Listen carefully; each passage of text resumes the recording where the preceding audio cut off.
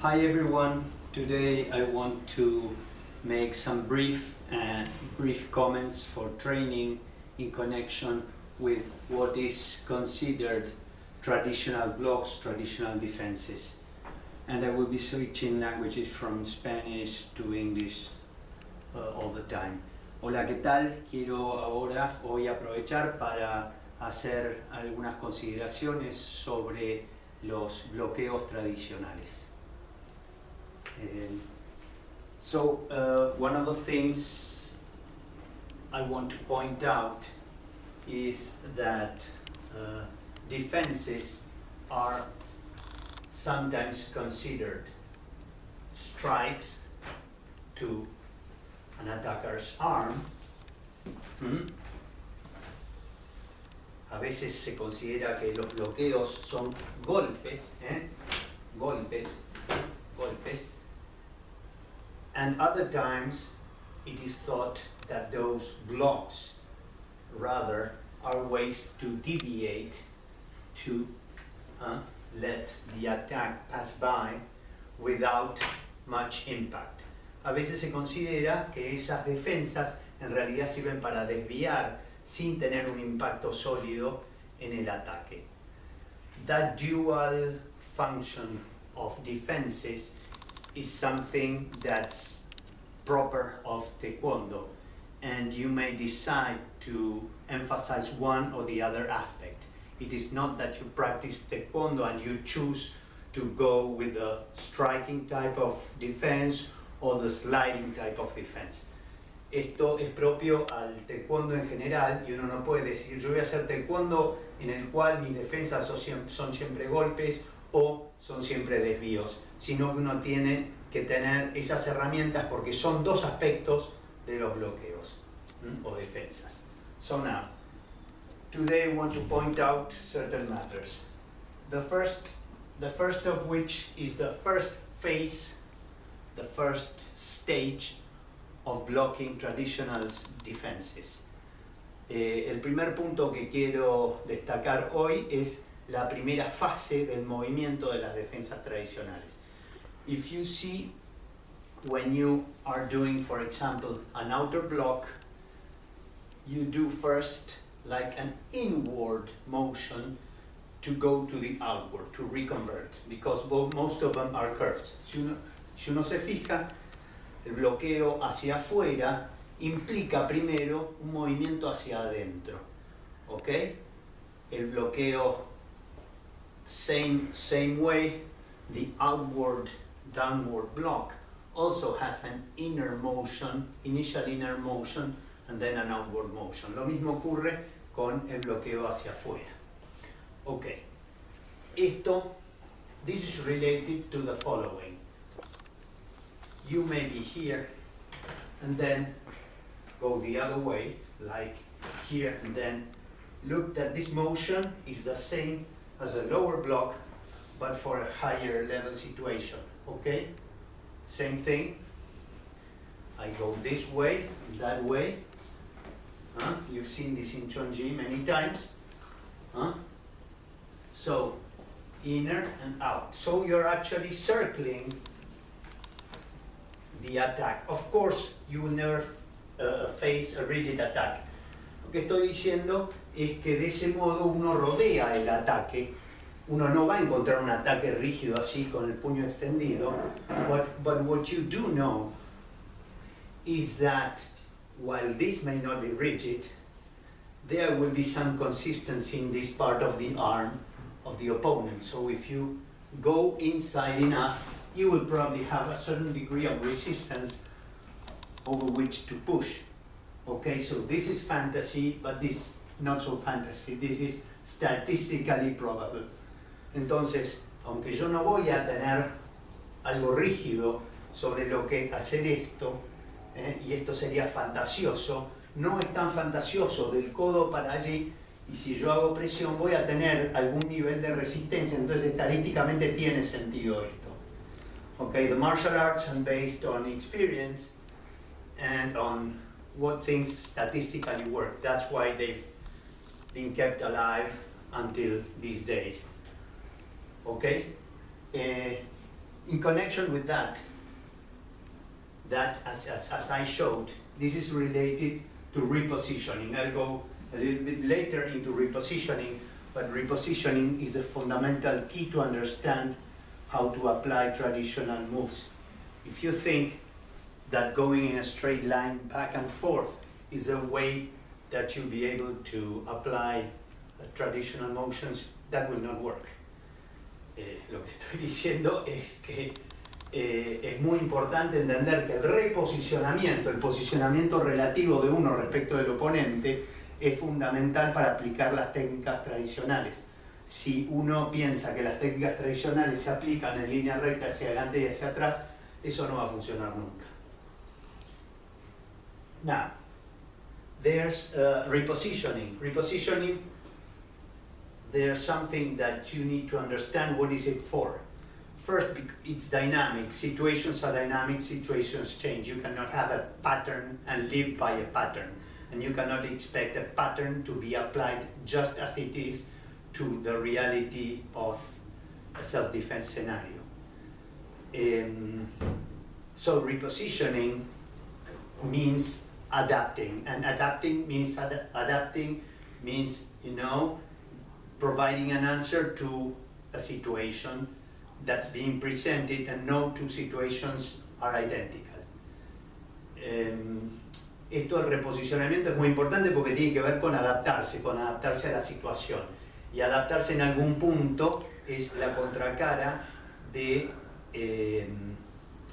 lo que es un patrón, lo que es una forma establecida, porque uno no puede basarse en formas establecidas para afrontar realidades que son cambiantes. No hay dos realidades idénticas que se vayan a dar. Entonces, eso es importante tener en cuenta. En ese sentido, so now, repositioning has two aspects. One is to exploit the weakness of the opponent. Here's the imaginary opponent.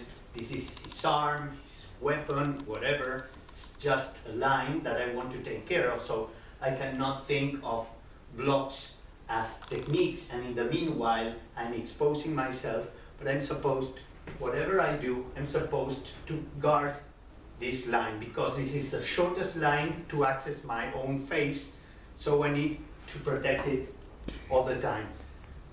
Cuando yo voy a hacer bloqueos, cuando yo no tengo que pensar esto es un bloqueo y mientras tanto me expongo, porque estoy exponiendo mi cara a la línea más directa de golpe, y siempre tengo que estar protegiéndome de esa línea, haga lo que haga, ¿ok? Entonces, el reposicionamiento tiene que ver con explotar la vulnerabilidad del otro, del oponente, encontrando un ángulo en el cual el otro está en peor situación, no puede contener mi contragolpe o mi ataque, y además ataco el equilibrio. Here, not only I am going in a line that is his weakest, but also I'm trying to deal with his own balance, and or more appropriately to unbalance him. Okay? So now, a third point is what I call the prior check. Not only you need to focus on the first phase of the motion, on the first phase of the block or the defense, which then goes that. So this is the first motion.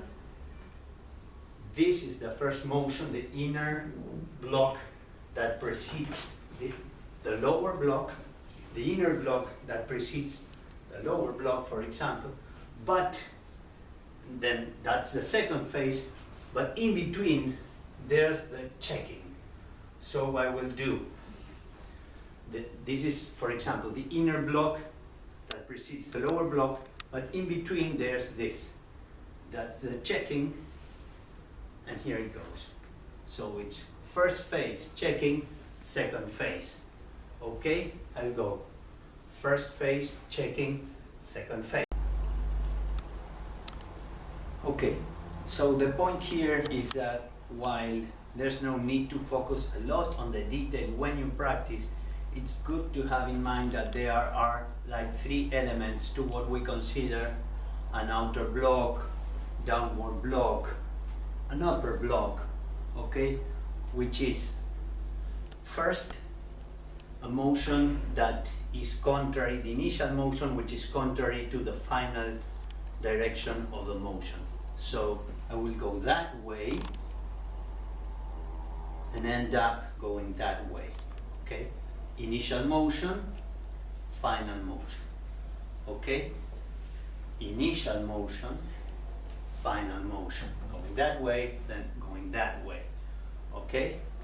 Now, I'm going downward in that direction to end up going upward in the opposite direction, okay? So, but then there's something in the middle which is the check, okay? Which is 1, 2, 3. 1, 2, 3. That's what we do when we cross the arms. Even if people don't open the hand, you still do this. Okay? When you're crossing, and this checking goes in the same direction as the final direction. Okay? So I will be doing 1,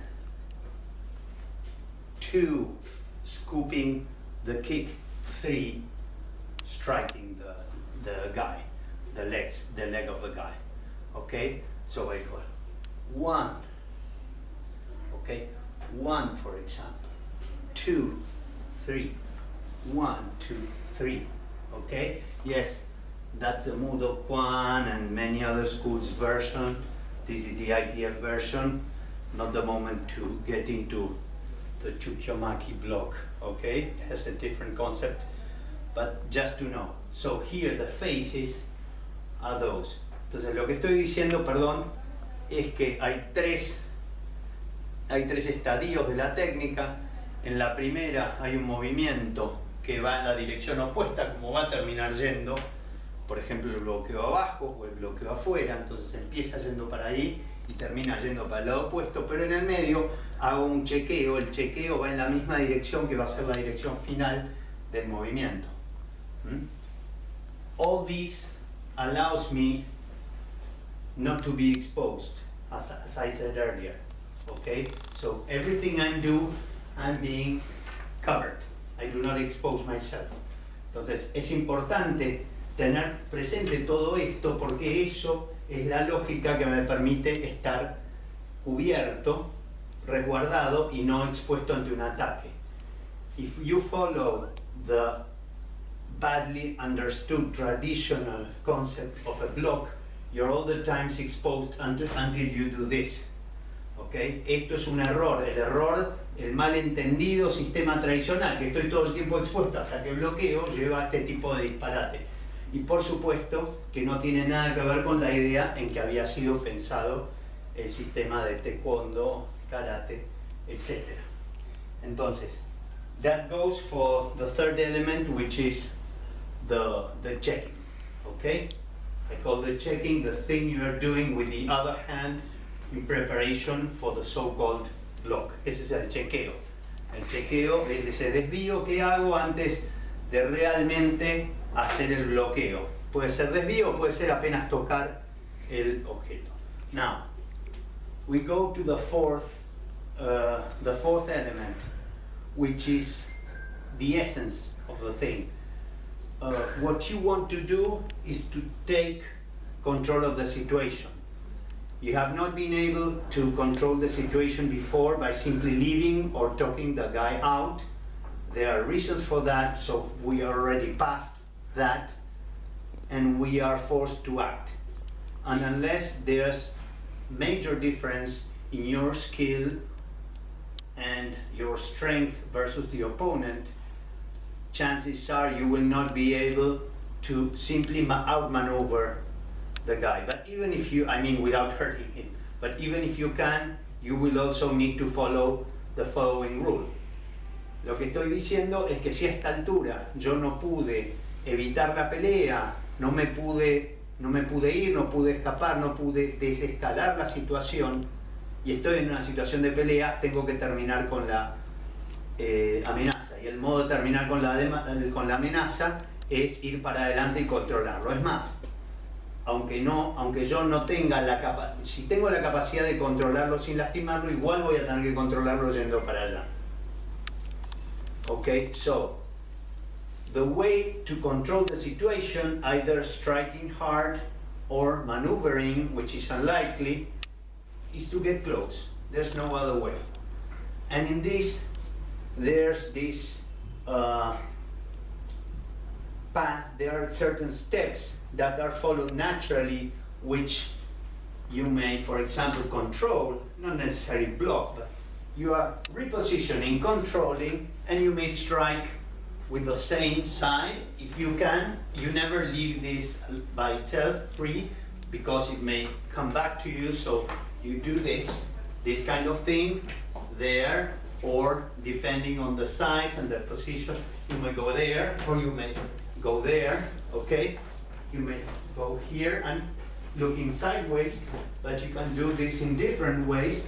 Look that when I switch, I go here. Now I switch, I always control. Okay, always control. I slide in and always. Okay, and here we go. Now, when I get really close,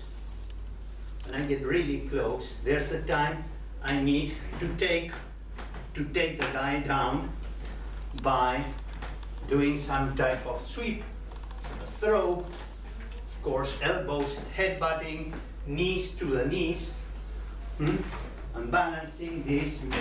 You may sweep like this, you may sweep like this. There are plenty of ways to do it. But again, what I want to emphasize is first, the hands usually take turns. They flow. You do not leave this free. You're supposed, to be listening to what is happening. Okay, maybe you got here, you may break something. Okay, hay que darse cuenta que uno va cambiando, va fluyendo, las manos van cambiando de rol. En ningún momento dejo libre esto porque es peligroso y me voy acercando. As I go closer, I get the chance to control the balance of the person and throw him off balance or complete my counter attack or my preemptive attack. Okay, whatever the situation. Entonces es importante entender que al final del día yo voy a tener que entrar, voy a tener que adueñarme del equilibrio del otro, y voy a tener que terminar con la amenaza.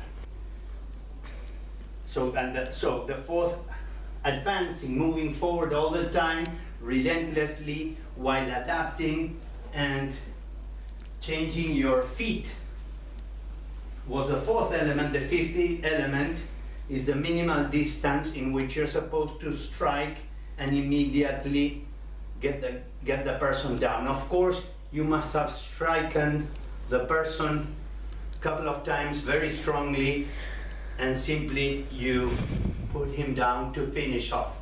Okay, otherwise you have a person that is perfectly capable, ready to continue fighting on the ground, and we do not want to do that. Taekwondo people are not ground fighters, okay? So what you need to do is you need to unleash a rain of very powerful strikes, okay? Entonces lo que tenemos que hacer es golpear con una cascada de golpes donde lo vamos controlando, y simplemente el derribo es para el golpe final de alguien que ya ha sido golpeado en las fases previas. Well, the point of the video, the video has been obviously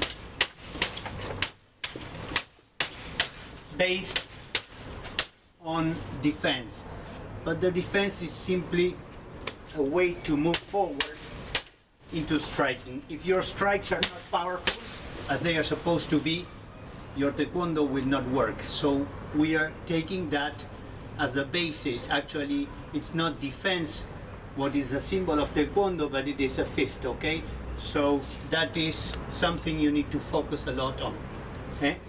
Recordemos siempre que tenemos que tener presente que el taekwondo es un arte que se caracteriza por definir en un solo golpe la situación. Entonces, si no practicamos el desarrollo de una pegada potente, no va a funcionar nuestro entrenamiento y no va a ser considerado taekwondo del que sirve taekwondo tradicional. For all these maneuvers, you need to see that agility is crucial, as well as certain stability in your stances. But they're not stances in the traditional way, but they're just, you know, that is how you're supposed to move your balance to create power and certain root. La combinación de la agilidad de movimiento con la capacidad de establecer ciertas posturas, no por respetar un patrón técnico en particular, sino para estar estable, para golpear, esas cosas son fundamentales. So now, rounding it all up. When you practice by yourself, of course, I made up this just for today, just to show a little bit clearer what you need to have in your mind when you practice. Esto yo lo preparé nada más que para hoy, para poder mostrar esto, para que se entienda qué es lo que hay de fondo, qué es lo que tenemos que imaginar cuando practicamos. Entonces, lo que tenemos, what we need to have in mind is the first phase, also the initiation motions of all motions, of all techniques, okay? For example, so when you're doing like this, you're not supposed to open up yourself, but you're supposed to be covering this angle. For example, this is very important. You do not want to expose yourself. Then, same thing, you need to focus on the transition prior to the midpoint, okay? Then what you're doing with the collaborating hand, that is not the active hand, then the final thing, okay? So once you start doing this, you will see, for example, this is the ITF way for certain things, but then you have this kind of thing, you know, where you're checking, and then you're moving, okay? And you need to see all of the alternatives, because we are talking about your training and your self-defense. Entonces hay que cuidar cada fase de lo que uno está haciendo y pensar el por qué la está haciendo y pensar las alternativas, el chequeo, hay que experimentar. Buscando la trayectoria sin perjuicio de las simultaneidades clásicas. This is all, of course, without detriment to the classic simultaneous things that should occur upon the point of contact, that you are arriving with the stance, with your body weight, with your rotations, with your breath, etc. Bien, and so finally, that is when you practice basics or patterns. More importantly, I would say basics than patterns. It's good to have them separate so that you can focus on different things when you do your patterns than when you do your basic drills. Okay? Second, you will see that the application of basics is not linear necessarily. There are tons of things that you can imagine, and in that sense it is very good that you make up your own creative self-defense drills. Okay? This is the situation you need to imagine, and imagine how you will flow. Imagine all things that you may do. Okay? When you do that, you will be closing the gap between forms, self-defense, and your experience also in sparring. Entonces, además de cuando uno practica las bases, de andar pensando todo eso, uno tiene que imaginar y crear sus propias situaciones de defensa personal en donde entren en juego todas esas variables. Las variables del impacto, del ángulo, de cómo me muevo, de qué golpes combino, Y de ese modo lo que pasa es que uno empieza a combinar las cosas que practica en las formas, en la base, las técnicas de defensa personal formal y la experiencia que uno tiene también cuando hace combate libre en el dojo. Well, I hope you liked these concepts and that they are useful for your training. Espero que esto les haya resultado interesante y les sirva para su práctica personal. Hasta luego.